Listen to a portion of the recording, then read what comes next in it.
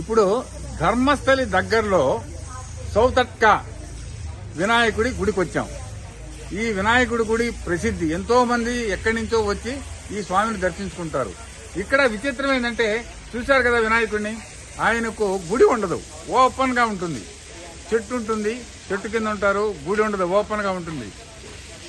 ఆయనకు గుడి కట్టించడానికి చాలా మంది ధనవంతులు ఇటీవల కాలంలో ప్రయత్నించిన ఆయన వచ్చి కల్లో వారికి కల్పించి, నాకు ఎలాంటి గుడి కట్టొచ్చొద్దు, ఓపెన్ గానే ఉండండి, మామూలుగా నన్ను పూజించుకోవడానికి మనుషులు ఎలా అయితే వస్తారో, పశుపక్షాదులు గాని, ఏదైనా జంతురాశులు గాని, ఎవరైనా గాని, ఏదైనా గాని ఎవరైనా పూజించుకోవడానికి అనుకూలంగా ఓపెన్ గానే ఉంచండి, నాకు గుడి కట్టించొద్దని చెప్పారు. అందుకని ఎవరు గుడి కట్టించడానికి సాహసించలా. ఇంకొక విశేషం ఏంటంటే, ఇక్కడ మనకు మనసులోని కోరికలు నెరవేరడానికి వినాయకుడిని ప్రార్థిస్తే ఇక్కడికి వచ్చి ఆ ప్రార్థన ఆయన ఆలకించి మనకు ఆ కోరికలు నెరవేరితే ఇక్కడికి వచ్చి గంటలు కడతారు. చూడండి ఎంతమంది ఎన్ని గంటలు కట్టారు. అదిగో ఇవన్నీ గంటలు కట్టారు అక్కడ. ఆ విధంగా అన్ని గంటలు కడతారు. అదిగో చూడండి ఎర్రంగా ఉన్నాయి కదా, ఒక తాడుతో గంట తీసి చిన్న చిన్న గంటలన్నీ కడతారు. ఈయన గంట కడితే సంతోషించి వినాయకుడని అంటారు. కాబట్టి చాలా మంది భక్తులు ఎక్కడెక్కడి నుంచో వచ్చి ఇక్కడికి వచ్చి ఈ స్వామిని దర్శించుకుని వెళ్తారు.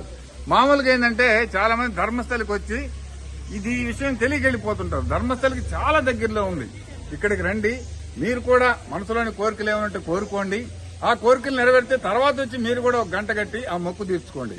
స్వామివారికి ఇంకోటి ఏంటంటే, ఇక్కడ అటుకుల ప్రసాదం చాలా ఇంపార్టెంట్ అంట. అటుకుల ప్రసాదం స్వామివారికి సమర్పిస్తుంటారు. సో వానకో ఎండకో తడుస్తూ స్వామివారు మన కోరికలు తీర్చుకోవడానికి, మన కోరికలు తీర్చడానికి అదిగో సర్వసిద్ధంగా ఉన్నారు. ఆయన వచ్చి దర్శించుకోండి. మీరు ధర్మస్థలి వైపు వచ్చినప్పుడు మీ కోరికలనే నెరవేరుతాయి. మనకు ముఖ్యంగా ఏంటంటే, ఎక్కడైనా ఏ దేవుణ్ణైనా మనం పూజ చేసేటప్పుడు కానీ, ఎక్కడికైనా పోయేటప్పుడు కానీ మనం ఏం చేస్తాం, వినాయకుడిని ప్రార్థిస్తాం. సో అటువంటి వినాయకుడిలే కల్లా ప్రసిద్ధి చెందినటువంటి ఈ సౌతట్క వినాయకుడి దగ్గరికి రండి, మనసారా మీరు కోరికలు కోరుకోండి, ఆ కోరికలు మీకు తప్పనిసరిగా నెరవేరుతాయి. ఇక్కడ భారీ వినాయకుడిని, సౌతట్క భారీ వినాయకుడిని, ఇక్కడ మహావిష్ణు, వీరభద్ర స్వామి ఉంటారు, మధ్యలో మహాగణపతి ఉంటారు. సో మీరు ముగ్గురిని దర్శించుకున్నట్టు అవుతుంది.